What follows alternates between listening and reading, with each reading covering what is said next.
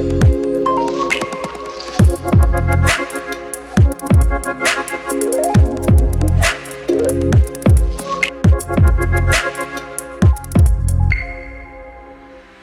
evening, dear viewers of the review program. This week, Samarkand hosted COP14, Convention on the Conservation of Migratory Species of Wild Animals. This episode will be dedicated to this global event.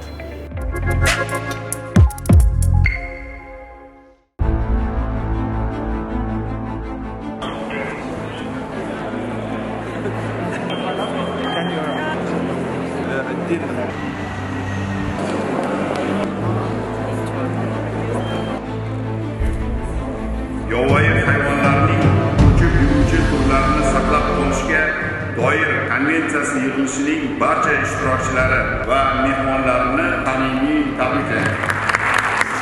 In the 1972 Stockholm, the dance of it was all about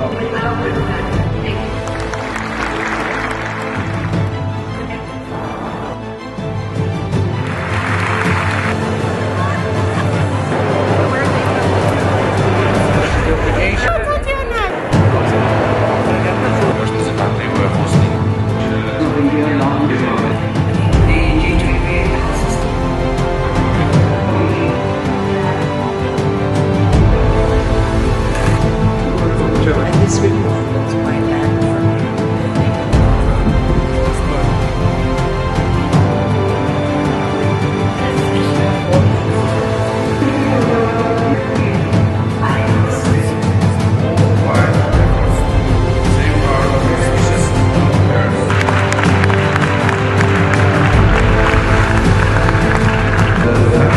Address the various. This is indeed a silence.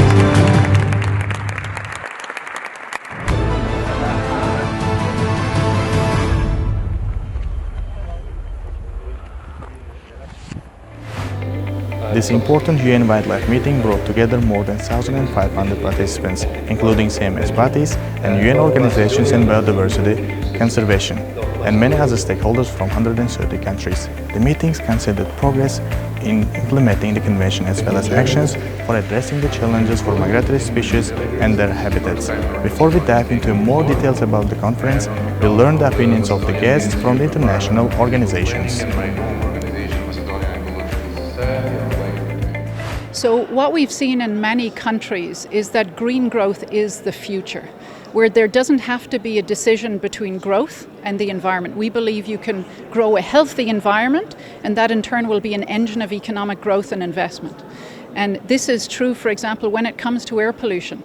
We look at the case of Beijing, which over a decade changed from being one of the dirtiest cities in the world to one of the cleanest when it comes to air pollution, by working with local industry, by working with the transport sector, by working with the agricultural sector, to show them how they could reform how they do their business, but in a way that saved them money. So it was about cost saving as well as saving the environment. And what industry loves to hear about is cost savings. And so finding ways where new technologies, new practices can save money and can save the environment is what we believe is the magical success of green growth. You are rich in biodiversity, you are also a country rich in culture, and you work very hard to maintain natural resources in this region in a way that can also support people. And that is important for IUCN. We come here as the ones who put together the IUCN Red List. And the Red List it tells the people what species are at danger, what species are threatened, but also what species we are recovering and what things are we doing good.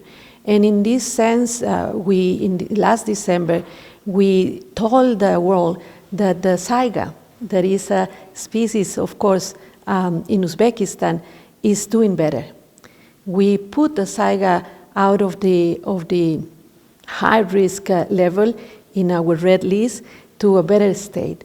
That means that conservation action works.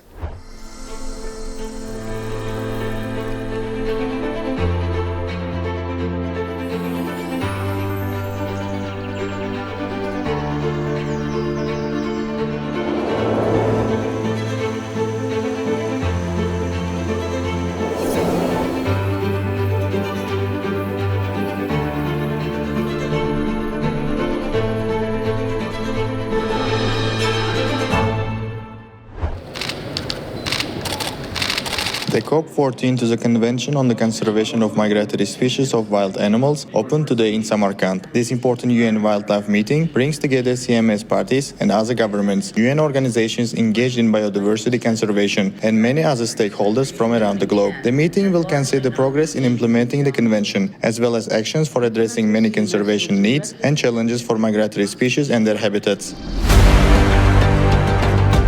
Hurmatli rais janoblari, hurmatli bosh kotib janoblari, delegatsiya rahbarlari, xonimlar va janoblar.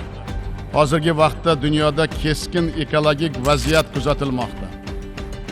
Sayyoramiz miqyosida 3 ta inqiroz, ya'ni iqlim o'zgarishi, bioxilma-xillik yo'qolishi va atrof muhit ifloslanishi kuchaymoqda.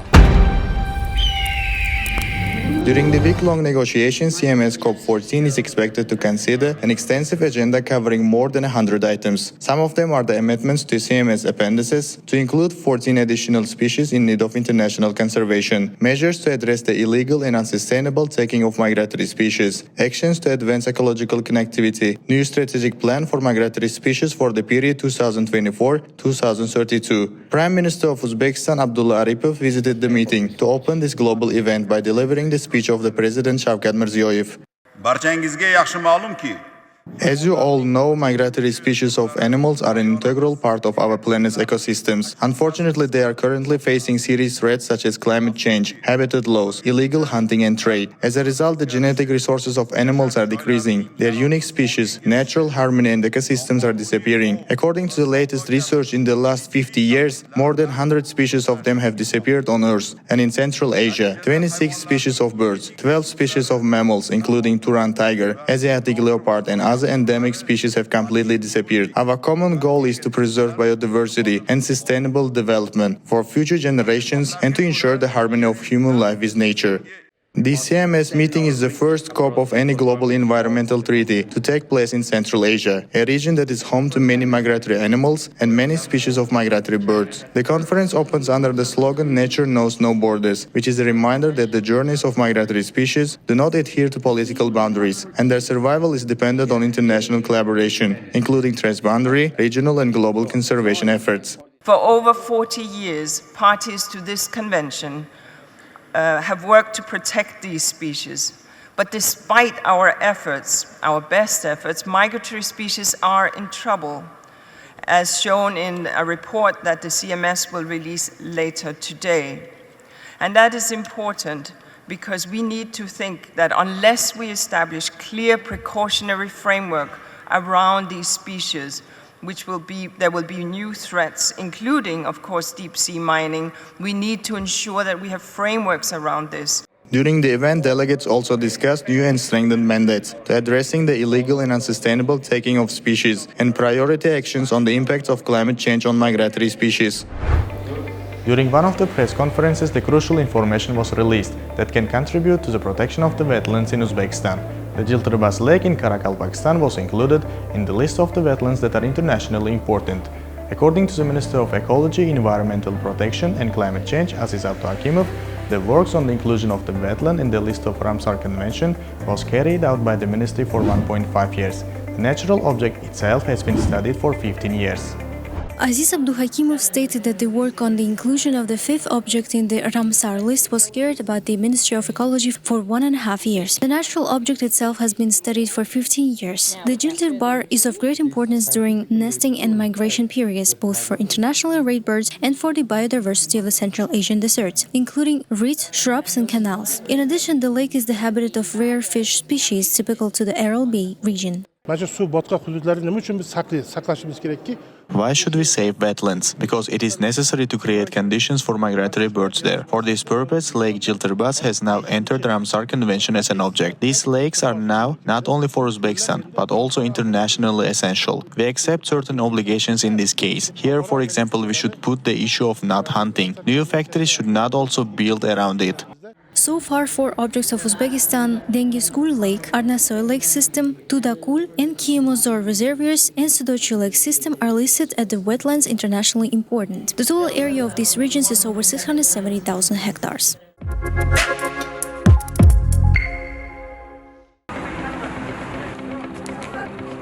Silk Road University, specialized in migratory species of Uzbekistan. This is our students. Hello, how are you? I think you know. Nice.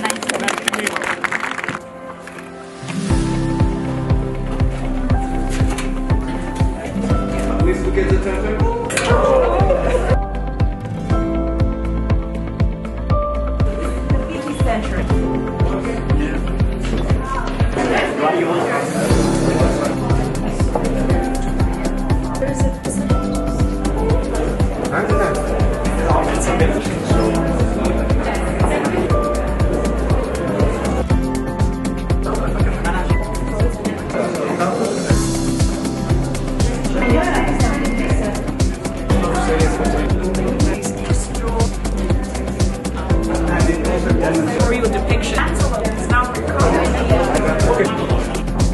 Bugungi ko'rgazmamiz noyob ko'chib yuruvchi hayvonot olami deb nomlanadi. Mana shu ko'rgazmamiz Atrof muhitni muhofaza qilish va ekologiya vazirligi tomonidan tashkil etilgan bo'lib, bu yerda hamkorlarimiz O'zbekiston Davlat san'at muzeyi va O'zbekiston badiiy akademiyasi birgalikda namoyish etishmoqda.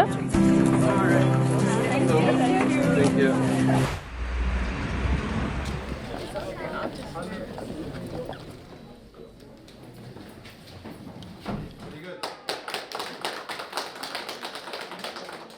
As part of the COP14, an art exhibition was also organized dedicated on the migratory species of wild animals. For example, here the picture of the snow leopard. There are only 100 of this animal remained in Uzbekistan, and this animal listed in the Red Book of Uzbekistan as an endangered. The exhibition showcased about 100 paintings of 40 young artists. The main goal is to strengthen the feeling of love for the rare animals included in the Red Book of Uzbekistan, to demonstrate the unique natural heritage of the country, and to raise the ecological culture and awareness of the young generation. During the tour, the guests shared their emotions with the mass media. So it's a great pleasure to be here at this art residence, which is held under the Ministry of Ecology and Tourism. And I must say, I'm very, very impressed by these extraordinary paintings that we are seeing that truly depict the beauty of this part of the world, the beauty of Central Asia, with a focus, of course, on Uzbekistan. But I've also seen paintings from other parts of Central Asia. I think by drawing attention to these species, to their beauty, to their uniqueness, people around the world will then demand action to protect these species, and also take measures themselves to protect these species.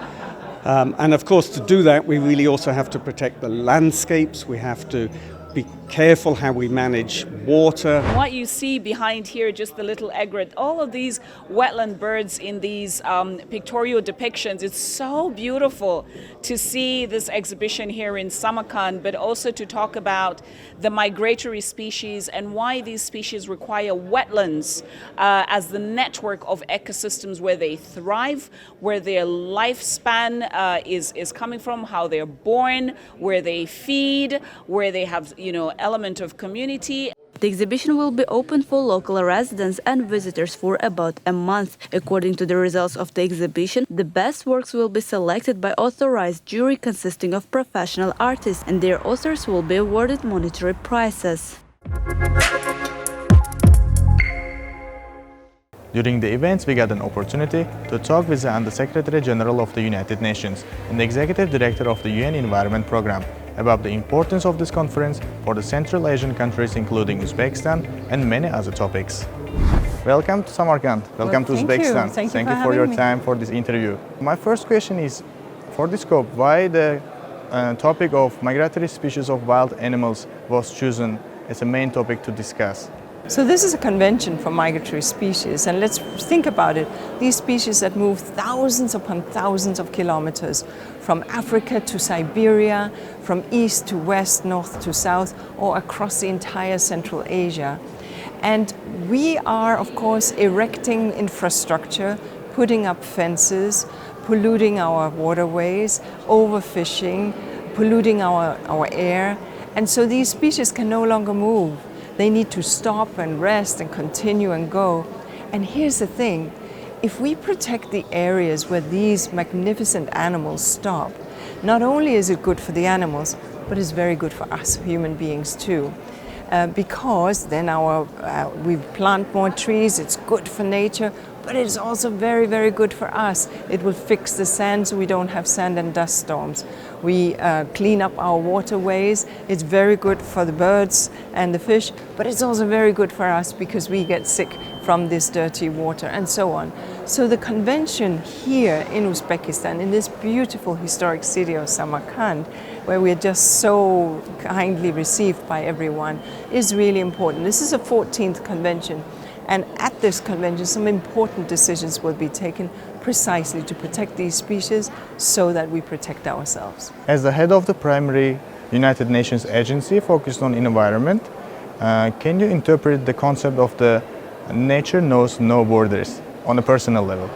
It's a beautiful saying, isn't it? Nature knows no borders. These borders that we have drawn on a map with a pencil and a pen, or however they are made, they're just in our heads, but no animal knows about them. We are the only species that believe that these borders exist, but no fish, no bird, and no mammal will respect them. And the idea is nature doesn't understand our figment of imagination and these borders. Nature will be. An animal that has a migratory route will go because it must, not because we humans say that it should or it shouldn't. And so on a personal level, what it really means is I need to reach across the border to my neighbor. I need to find out what my neighbor is doing and how I can help my neighbor.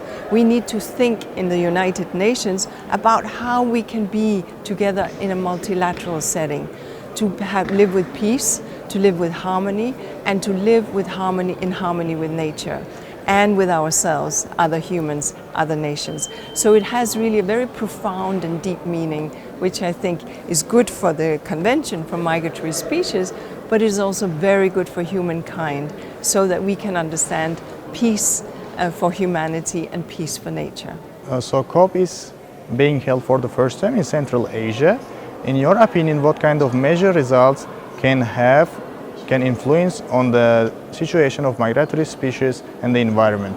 I think we're already seeing that, because under the leadership of the President of Uzbekistan, we are seeing an opening and a forward push on environmental issues, very proactive, being clear that to deal with pollution that has happened over the many years in the past, to deal with issues around air pollution, but also to deal with land. Look at what's happening in terms of the restoration on the Aral Sea bottom.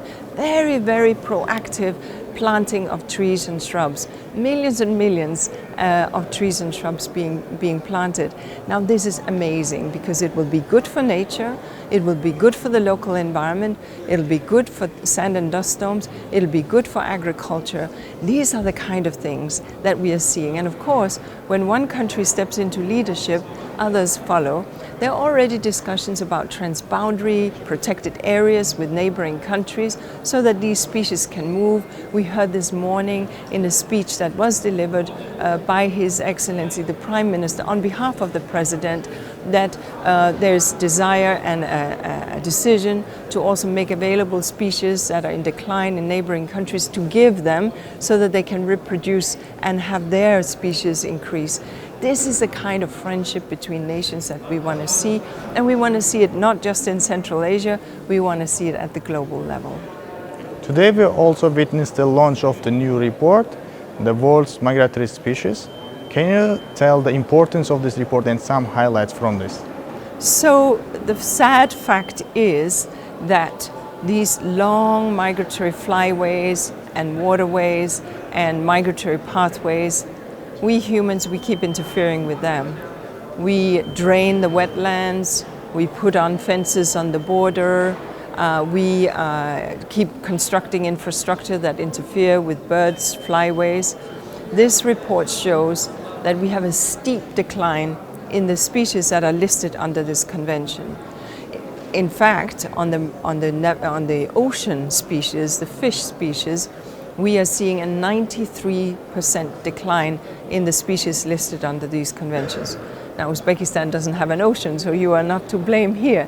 But the issue is, of course, very, very serious. We cannot afford to lose so many species. So why does this happen? It happens when we do fisheries and we take the species we want, but we take a lot of species that we should leave. So we need to be smarter about the way we fish.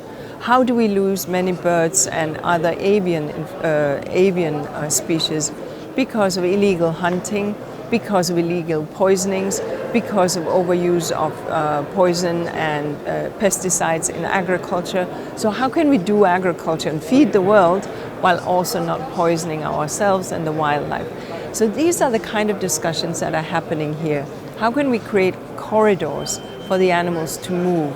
How can we safely develop and have human development on the back of protecting species? And this is what I'm so excited about to see in Uzbekistan, that there is an understanding. Yes, you're going to need to build much more infrastructure, and that's a good thing. It'll be development and jobs and growth. But we heard this morning the president speaking about doing this with environment in mind. And that is a new thinking that we haven't seen in many, many countries all over the world. So we are very happy to hear those kind of words from Uzbekistan, and we hope that they will go across the world so that exactly this example is what we can all follow. So to summarize, after this conference, and many reforms are waiting for us, yes? There are a lot of heavy lifting that we need to do. Uzbekistan will hold the presidency for the COP for 3 years, and so we are looking forward to that presidency leadership role at the level of the United Nations, at the global level, really showing the world how it can be done and how it will be done in this country, and therefore pay an example to the rest of the world. You do have a tour today? I did yesterday. I went yesterday to the beautiful, beautiful universities of the central part of town and saw how they have been restored and learned a lot about the history of the Uzbek civilization from the old times, 1100, 1200 and so on, and understood the depth of civilization and the sophistication of this culture. So it's a real pleasure to be here. Thank you. Thank you for your time. Thank you so much. These were the main highlights from the global event in Samarkand. We believe it can significantly contribute to improve the ecosystem of Uzbekistan. Thank you for watching. Don't miss review program every Sunday on UzReport World.